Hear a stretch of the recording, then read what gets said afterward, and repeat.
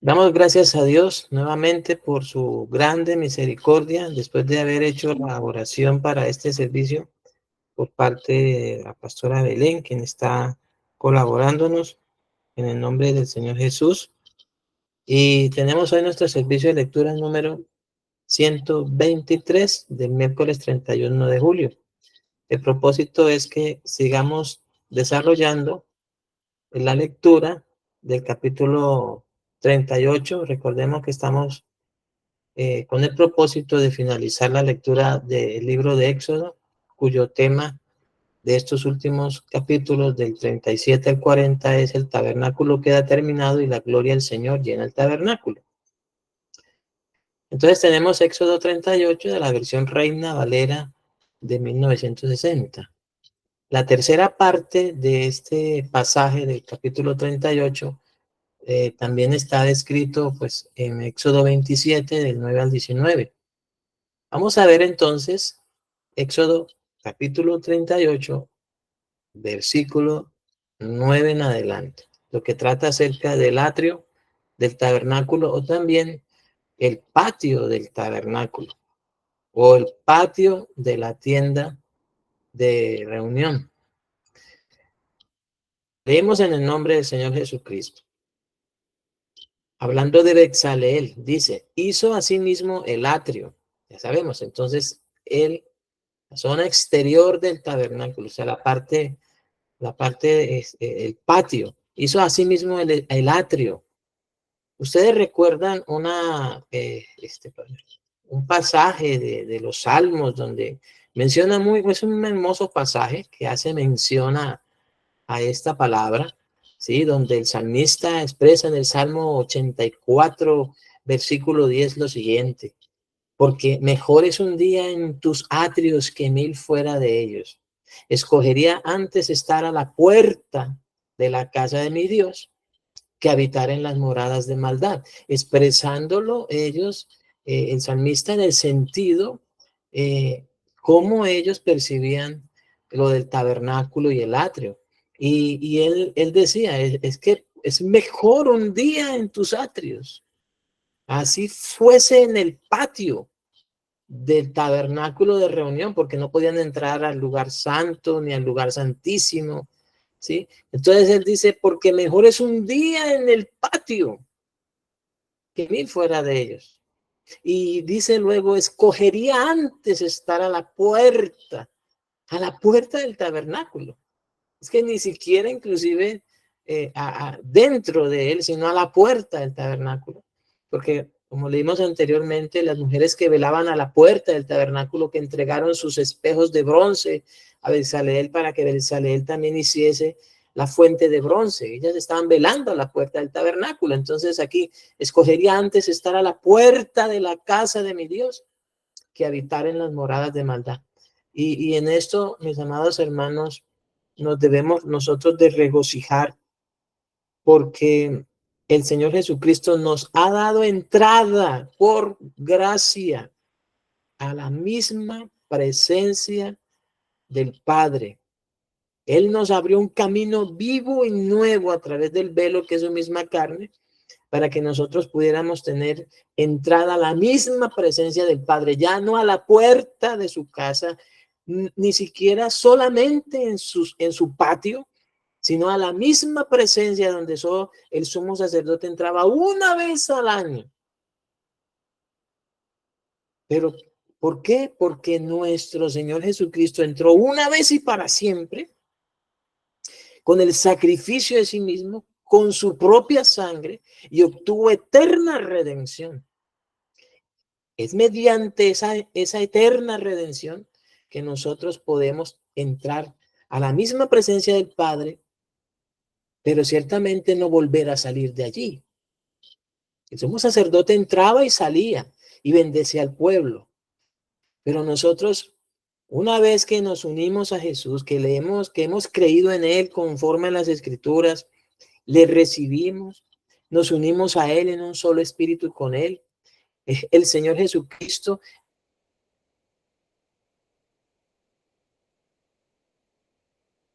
nos lleva y nos introduce en ese lugar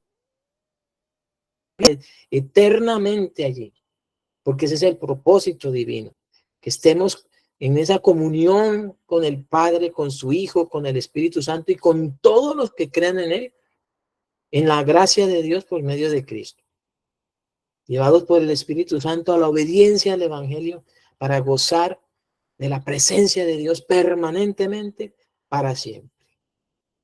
Y tenemos esa esperanza, como lo mencionase el Señor Jesucristo, como lo prometió, de que Él vendría y nos tomaría para que luego estemos en ese cielo nuevo y en esa tierra nueva y se establezca entonces lo que también fue dicho por el Señor. He aquí el tabernáculo de Dios con los hombres y Él estará con ellos como su Dios y ellos estarán con Él como su pueblo. O sea, ¿esto qué quiere decir? Que estaremos con nuestro Padre para siempre. Pero aquí este pasaje del capítulo 38 nos está, ya entendiéndolo en el contexto del Evangelio, nos está dando esa figura tan hermosa de lo que era el atrio. Dice, hizo entonces, Bezalel hizo asimismo el atrio del lado sur al mediodía. Las cortinas del atrio eran de 100 codos de lino torcido. Recordemos que no es nuestro propósito interpretar todo lo que está aquí, porque tampoco la Biblia es de interpretarla, sino de, en primer lugar, de leerla, en segundo lugar, de colocarle el sentido, y que solamente en tercer lugar, y es algo que ya nosotros no podemos hacer, sino el Espíritu Santo, es revelarla. No vamos entonces a interpretar, sino que vamos es a recordar las palabras del Espíritu Santo en el Nuevo Testamento cuando dice, está asociado ese lino, hablando de las acciones justas de los santos, pero aquí aplicada entonces lo entenderemos, lo comprenderemos como la gracia, la justicia, la obediencia de un hombre. Porque finalmente todo el tabernáculo, todo su mobiliario, todos sus utensilios, la vestimenta del sacerdote, del sumo sacerdote Aarón y de sus hijos y el servicio del sumo sacerdocio y el sacerdocio y los levitas y todos los sacrificios allí presentados en el tabernáculo. Todo eso era sombra y figura de Cristo. Entonces tenemos como legítimamente ir leyendo esto que está en el Antiguo Testamento, entendiéndolo como sombra y figura de los bienes venideros, pero luego viéndolo ya realizado y cumplido en Cristo como nos lo presenta el Espíritu Santo en el Nuevo Testamento. Y en ese hermoso libro, en esa hermosa carta a los hebreos que ha sido de gran ayuda para nosotros para entender esto. Entonces, cuando se habla de que el atrio estaba conformado por esas cortinas, ¿cierto? De lino torcido, de hecho blancas, ¿cierto? El pueblo veía esa gloria de ese lugar cuando el Señor, cuando Dios venía, descendía en esa nube sobre el lugar santísimo, y ellos no podían entrar porque los separaba. O sea, a la vez el tabernáculo indicaba que ellos no podían entrar a su presencia por causa del pecado.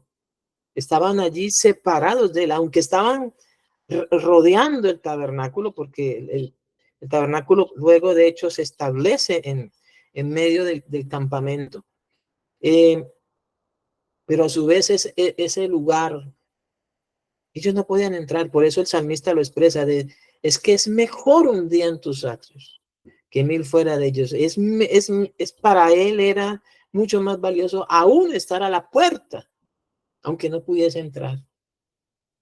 Pero ustedes podrán mirarlo, quizás cuando tengan tiempo, ocasión, buscar cómo estaba constituido, cómo se veía esa majestad del tabernáculo, cómo ese color blanco, ¿sí? Que eran sus cortinas de lino, le indicaban al hombre que no podían pasar más allá.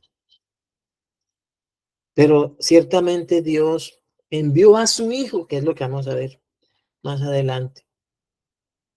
Él envió a su Hijo y ciertamente nos dio por su gracia que en Cristo Jesús nos acercásemos a Él, porque no podíamos antes.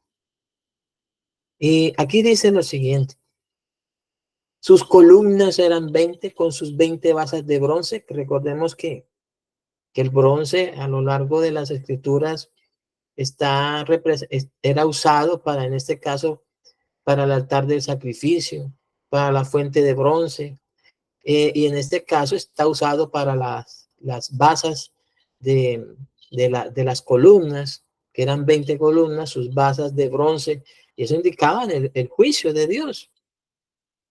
Y los capiteles de las columnas y sus molduras de plata, que la plata, de hecho, acá en lo que estamos en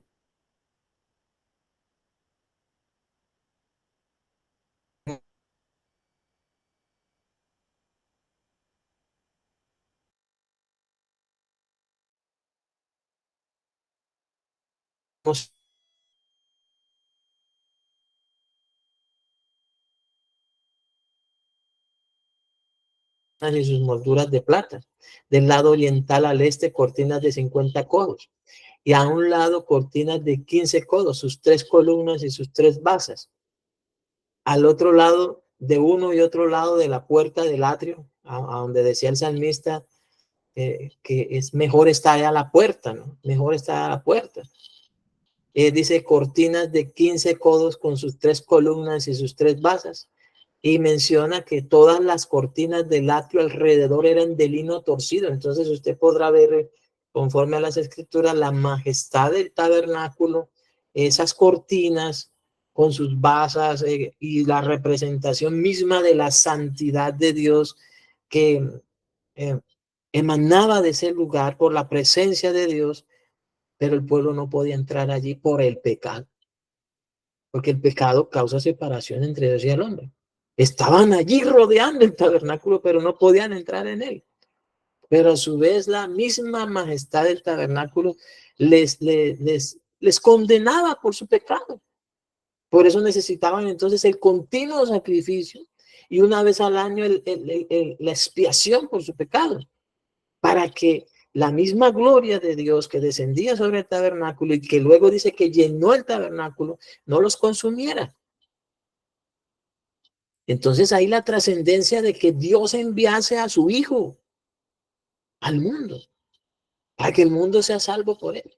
Por eso no lo envió a condenar, porque es que la sola presencia del Hijo de Dios en este mundo, Jesús lo expresó de la siguiente manera. Nuestro Señor dijo que el Padre no lo había enviado a juzgar al mundo, aunque Él dice también, yo tengo muchas cosas que juzgar de vosotros.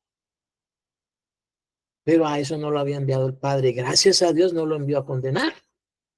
Porque es que la misma santidad de Jesús, en una ocasión, el apóstol Pedro expresó, apártate de mí, Señor, porque soy hombre pecador.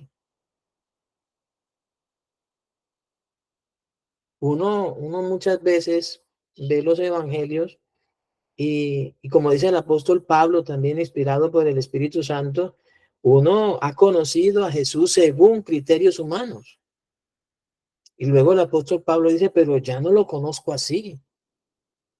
Los hombres nos han dado a conocer al Hijo de Dios, pero lo que los hombres nos dan a conocer del Hijo de Dios no es nada comparado a lo que los apóstoles vieron y entendieron, como lo expresa el mismo apóstol Juan en su primera carta, en el capítulo 1, lo que vieron sus ojos, lo que contemplaron tocante al verbo de vida, porque la vida fue manifestada y la vieron, ¿sí? Y testifican de la vida eterna, la cual estaba con el Padre y se manifestó. Ellos entendieron la majestad del Hijo de Dios, pero a su vez esa misma gloria del Hijo de Dios, del unigénito del Padre, lleno de gracia y de verdad, que estaba entre ellos, que la luz vino al mundo.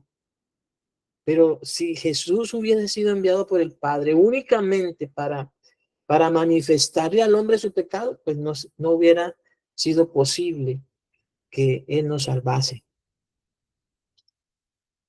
Y como vamos a ver más adelante, amados hermanos, se requería No que lo enviase a condenar, sino que lo enviase a dar vida a través de una vida de santidad y mediante la muerte y posterior resurrección y exaltación.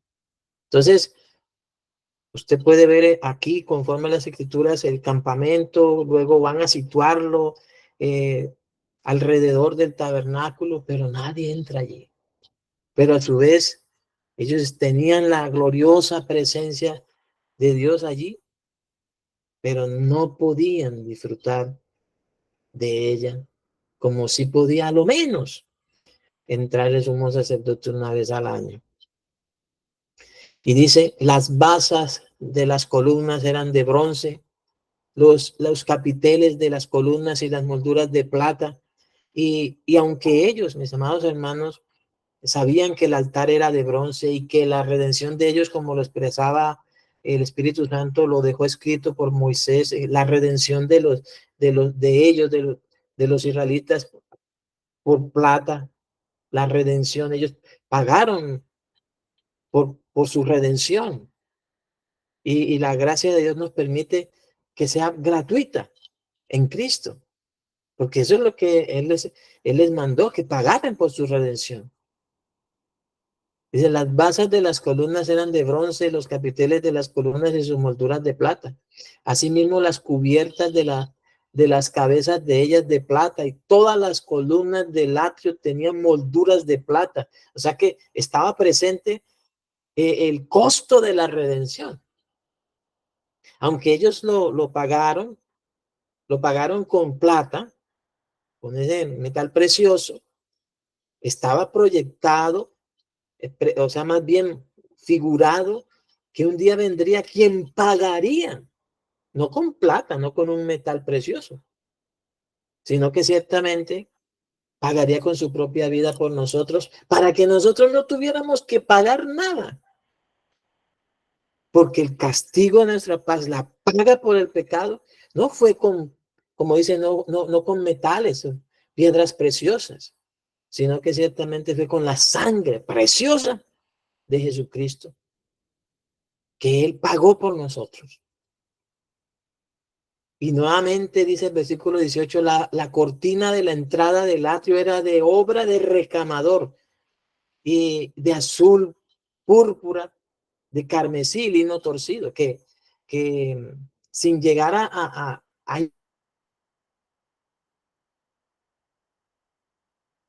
interpretarlo, porque ya sabemos que no lo vamos a hacer, particulares, o más bien esenciales, que tienen que ver con la obra de Cristo. Su obediencia, su gracia y su justicia. Dice, la cortina de la entrada del atrio era de obra de recamador de azul, púrpura, carmesí, lino torcido. Dice, era de 20 codos de longitud y su anchura, o sea, su altura era de 5 codos, lo mismo que las cortinas del atrio. Sus columnas eran 4. Y nuevamente aparece aquí el bronce, sí, ese bronce que representa el juicio, sí, pero también la plata que representa la redención. Si hay un juicio por causa del pecado, hay una redención para que el hombre pueda pagar por el pecado. Entonces hay un juicio, Dios estableció que el hombre muera una sola vez y después de esto el juicio, pero también por eso dice que así también, por lo cual el Hijo de Dios fue hecho por Dios semejante a los hombres, para que mediante la muerte pagase por los hombres. Así está escrito. Así como dice que está establecido para los hombres que mueran una sola vez, así también Cristo padeció una sola vez y pagó por todos.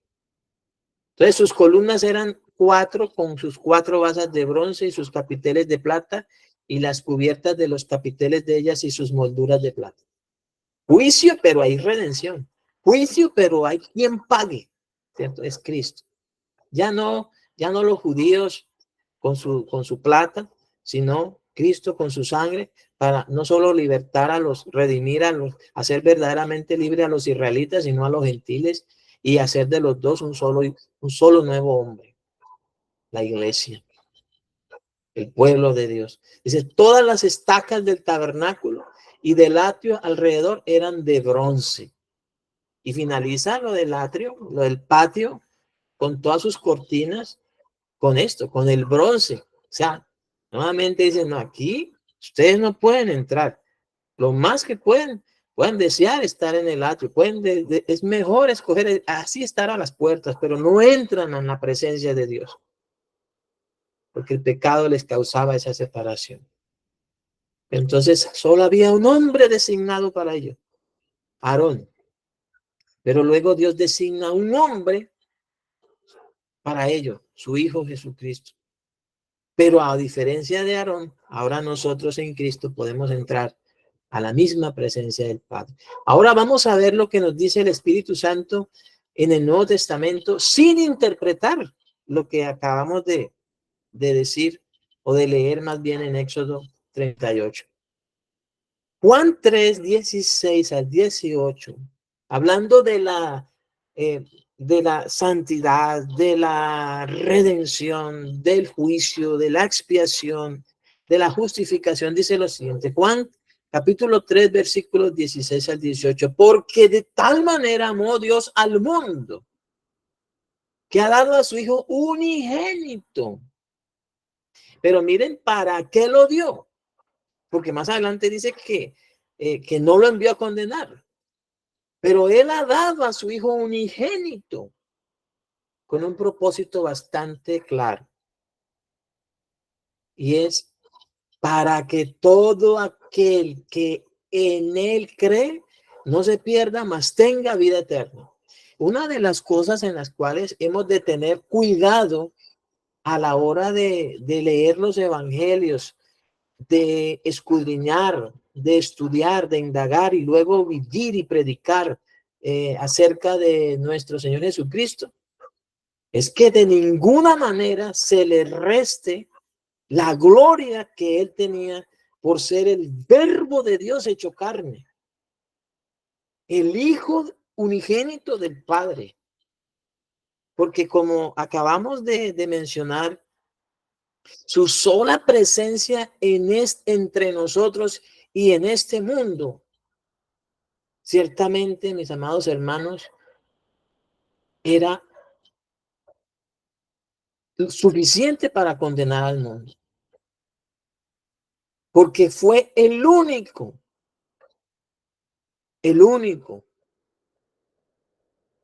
hombre que pudo agradar a Dios, como él mismo lo expresó. El que me envió conmigo está y no me ha dejado solo el Padre, porque yo hago siempre lo que a él le agrada. Eso, amados hermanos, hubiera sido suficiente para condenarnos a todos.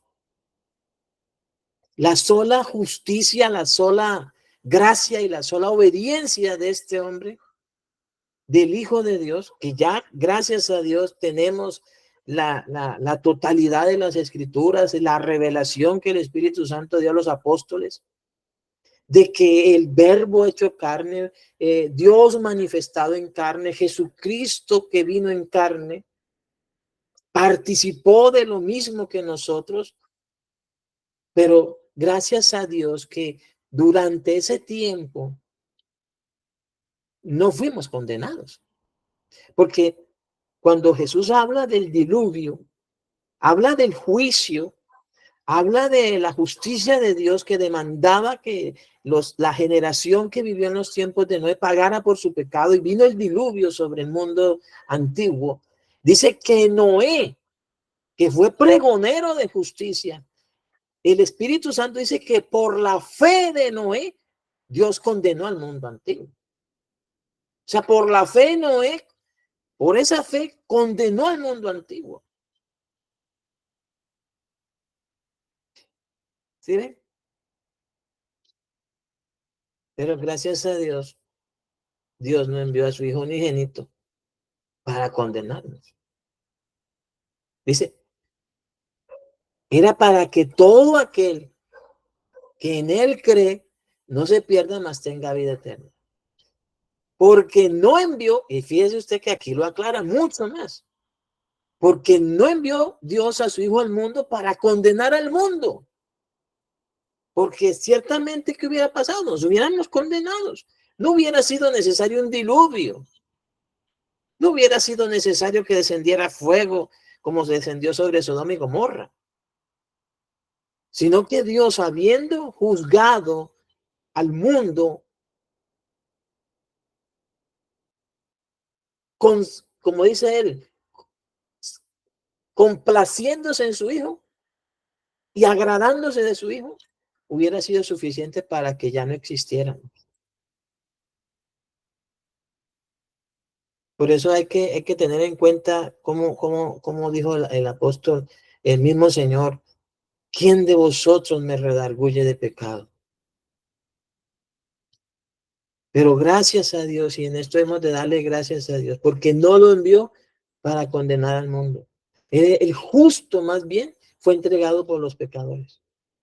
El que no hizo pecado, el que no podía ser redarguido de pecado, por nosotros lo hizo pecado. El que no debía la paga por el pecado, más bien Dios lo usó para cargar sobre él el pecado de todos nosotros. Y que la paga por el pecado, la paga por el pecado fuese pagada por Cristo. El castigo de nuestra paz fuese sobre él. ¿Estamos agradecidos con ello? Porque así como Pedro lo dijo, apártate de mí, Señor, porque soy hombre pecador. Apártate de mí, Señor, porque soy hombre pecador. Y los demonios inclusive expresaban, tú eres el santo, el Hijo del Dios viviente. Pero hoy el mundo, mis amados hermanos, ciertamente no ven la gloria y la gracia de Dios al enviar a su Hijo, no para condenarlo, no para condenar al mundo, sino para que el mundo sea salvo por él. Antes se mofan de él. Por eso dice, hablando el Señor Jesucristo, el Hijo de Dios, acerca de lo que los hombres hacen con el Padre, dice, los vituperios de los que te vituperaban cayeron sobre mí, porque el hombre ha vituperado a Dios desde el inicio. Desde que entró el pecado en el mundo, Dios ha venido siendo vituperado, pero esos vituperios de los hombres hacia Dios recayeron sobre su Hijo Jesucristo. Los vituperios de los que te vituperaban cayeron sobre mí, pero aún así Dios no envió a su Hijo para condenar al mundo, sino para que el mundo sea salvo por él. Y dice, el que en él cree no es condenado. Pero miren lo que pasa. Pero el que no cree ya ha sido condenado porque no ha creído en el unigénito Hijo de Dios. Eso sí es gravísimo, completamente. Rechazar, como lo hemos visto también en las Escrituras, en los profetas, el rechazo al amor de Dios, el rechazo a la gracia de Dios, no tiene otra manera con la cual pueda pagarse, sino con la condenación. El rechazo al amor de Dios a través de su Hijo no tiene otra manera con la cual se pueda pagar, sino con la condenación. Pero el que no cree ya ha sido condenado, porque no ha creído en el nombre del unigénito Hijo de Dios, porque ha rehusado venir a Cristo, como Jesús mismo lo expresaba a los escribas, que ellos escudriñaban las Escrituras, porque les parecía que en ellas estaba la vida eterna, pero entre más cerca estaban, y cuando ya tenían entendimiento, ellos rechazaron al Hijo de Dios. Dice, y no queréis venir a mí para que tengáis vida. Pero el que en él cree, pero el que no cree, ya ha sido condenado porque no ha creído en el nombre del unigénito Hijo de Dios. Recordemos que el Señor Jesucristo también dijo que de esto es que el Espíritu Santo convencerá al mundo de pecado, de justicia y de juicio. Y aquí está explicado en un solo, en el segundo párrafo de este versículo 18. Pero el que no cree ya ha sido condenado porque no ha creído en el nombre del unigénito Hijo de Dios. Luego dice las Escrituras en Romanos 8, 2 al 4. Porque la ley del Espíritu de vida en Cristo Jesús me ha librado de la ley del pecado y de la muerte. Hablando Pablo en su contextualizando en el sentido de un hombre que era de la tribu era hebreo de hebreos en cuanto a la ley fariseo, de la tribu de Benjamín, celoso de Dios. Dice, porque la ley del Espíritu de vida en Cristo Jesús me ha librado de la ley del pecado y de la muerte, que era la ley de Moisés. Porque la ley no podía liberarlo, la ley no podía salvarlo, no le podía dar vida. Pero la ley del Espíritu de vida en Cristo Jesús, la palabra de vida, el evangelio de la redención, el evangelio de Dios, el testimonio que el Padre ha dado acerca de su Hijo, es lo único, dice Pablo, que lo ha librado de la ley del pecado y de la muerte. Y luego miren lo que dice, porque lo que era imposible para la ley, por cuanto era débil por la carne, y aquí nuevamente está esa, como Dios nos habla a través de Juan, pero como también nos habla a través de Pablo, y dice, porque lo que era imposible para la ley por cuanto era débil por la carne, Dios enviando a su Hijo, ¿sí? De tal manera amó Dios al mundo que ha dado a su Hijo, y Dios lo envió. Y acá dice, Dios enviando a su Hijo en semejanza de carne de pecado y a causa del pecado. No para condenar al mundo, sino que, ¿qué? Dice, condenó al pecado en la carne. Gracias a Dios. No era para condenarnos a nosotros, que envió a su Hijo en semejanza de carne de pecado, y yo creo de todo corazón que el verbo fue hecho carne y que habitó entre nosotros. Y yo creo aquellos que vieron su gloria, como del unigénito del Padre, lleno de gracia y de verdad. Recordemos que Jesús dijo eso. Y ruego por los que han de creer en mí por la palabra de ellos, por la palabra de los apóstoles del Cordero. Yo creo que ellos lo vieron, que lo contemplaron, que lo palparon, tocante al verbo de vida, que esa vida se les manifestó y la vieron. La vida eterna, la cual estaba con el Padre, pero que Dios lo envió para, en semejanza de carne, de pecado, y a causa del pecado, no para condenar, sino para salvar. Pero quien resultó siendo condenado ciertamente fue el pecado en la carne. Dice, para que la justicia de la ley se cumpliera en nosotros, que no andamos conforme a la carne, sino conforme al Espíritu.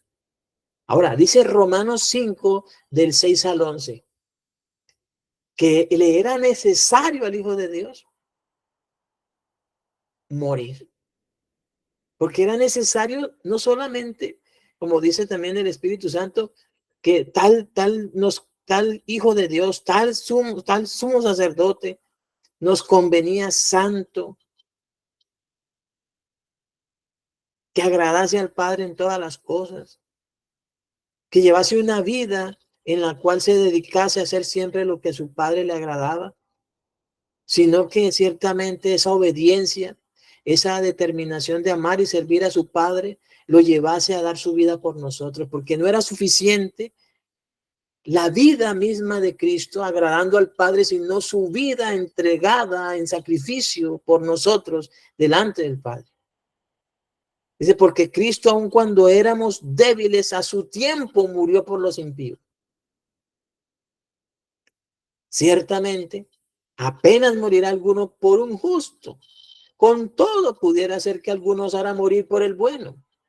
Mas Dios, nuevamente, aquí está otra vez explicado Juan 3:16-17, dice, mas Dios muestra su amor para con nosotros en que siendo aún pecadores, Cristo murió por nosotros.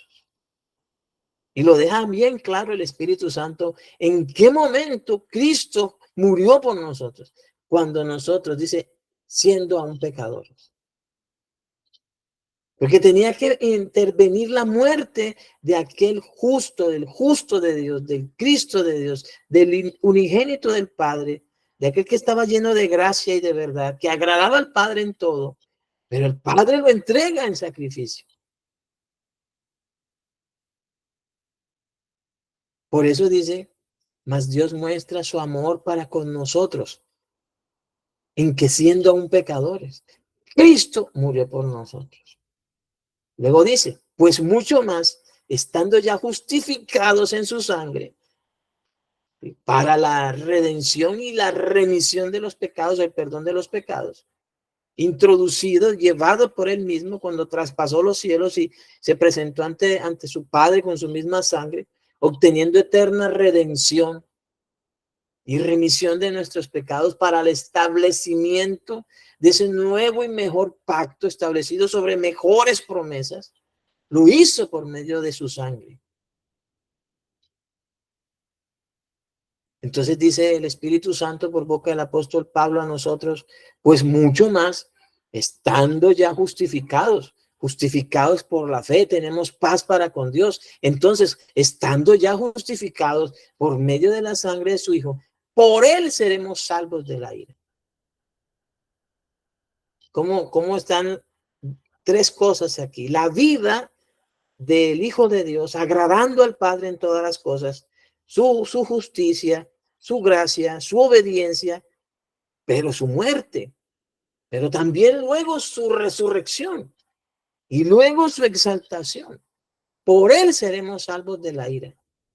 Dice, porque si siendo enemigos fuimos reconciliados, y nuevamente enfatiza el Espíritu Santo la necesidad de que el Hijo de Dios muriera. Dice, porque si siendo enemigos fuimos reconciliados con Dios por la muerte de su Hijo, mucho más estando reconciliados, seremos salvos por su vida.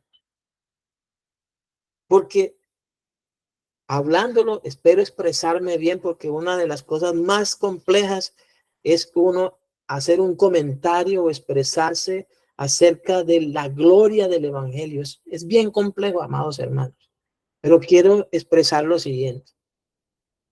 La sola, o sea, si Jesús hubiera únicamente complacido al Padre, pero no hubiera muerto por nosotros, no fuéramos salvos.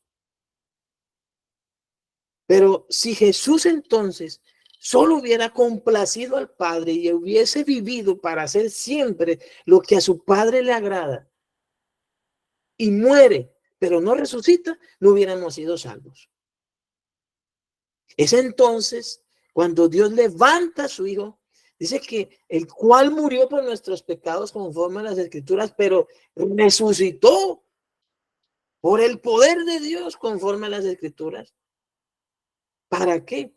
Para que los que vivan ya no vivan para sí, sino para aquel que murió y resucitó por ellos. Por eso, entonces tenemos la necesidad de comprender esas tres cosas primeramente. Que Dios envió a su Hijo en semejanza de carne de pecado, pero Él nunca pecó. Él agradó al Padre en todas las cosas, pero nos convenía que muriese, porque si no muere, nos condena a todos. Ni siquiera hubiéramos podido estar al lado de él, porque no podríamos estar en pie. Hubiéramos expresado, apártate de nosotros, Jesús, porque somos hombres pecadores.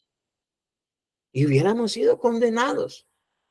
Por eso nos convenía que interviniese la muerte de él conforme al propósito del Padre. Y él entregase su vida, pues se fue obediente hasta la muerte y muerte de cruz. No sin antes de morir, encomendar, como dijo, en tus manos encomiendo mi espíritu. Creyendo conforme también a las Escrituras que su alma no sería dejada en el Hades, ni su carne vería corrupción, y que Dios le daría nuevamente que se levantase de los muertos, le diera vida, y dice que ciertamente me darás a conocer los caminos de la vida y me llenarás de gozo con tu presencia. Era necesario, mis amados hermanos. Por eso dice, por la muerte de su hijo, pero también seremos salvos por su vida. Y luego dice, y no solo esto, sino que también nos gloriamos en Dios por el Señor nuestro Jesucristo, por quien dice, hemos recibido ahora la reconciliación. Sí, ha habido un juicio, pero ese juicio recayó sobre Jesús. Tenía que pagarse por el pecado, pero esa paga por el pecado fue pagada por Jesús.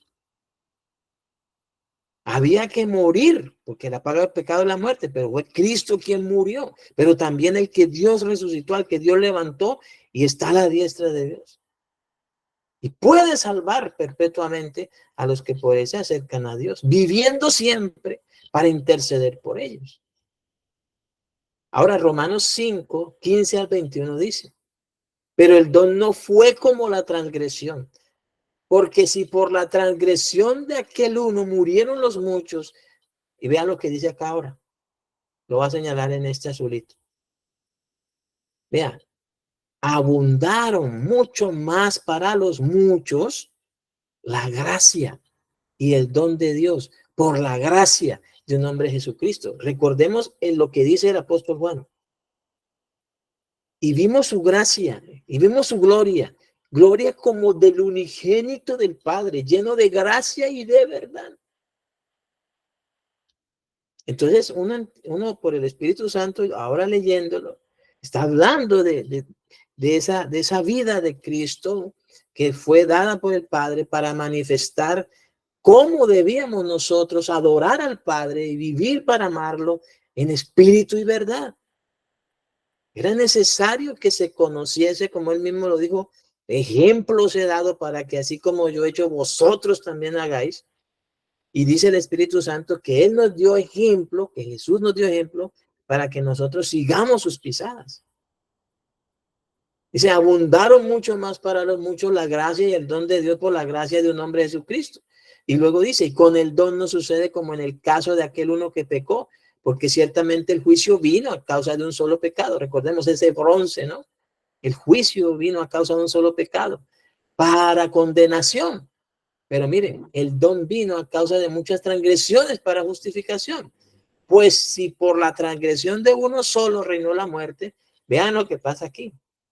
Mucho más reinarán en vida por uno solo, Jesucristo, los que reciben la abundancia de la gracia y el don de la justicia, habiendo Jesús vivido para agradar al Padre, habiendo muerto para cumplir el propósito del Padre y habiendo sido resucitado por el Padre, para que nuestra esperanza, nuestra fe estén en Dios.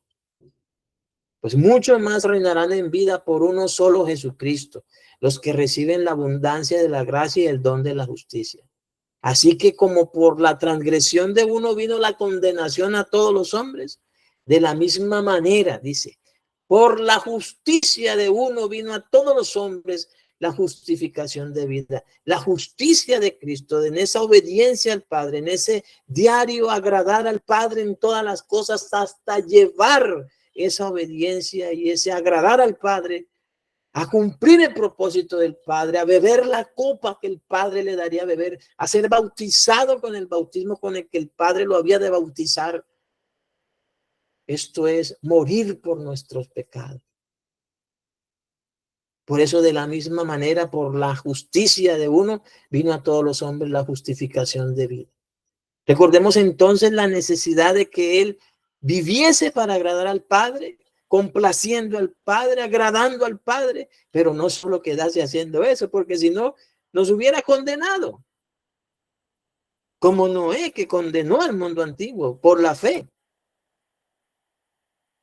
sino que muriese, pero que luego el Padre lo resucitase y que lo glorificase y lo sentase a su diestra.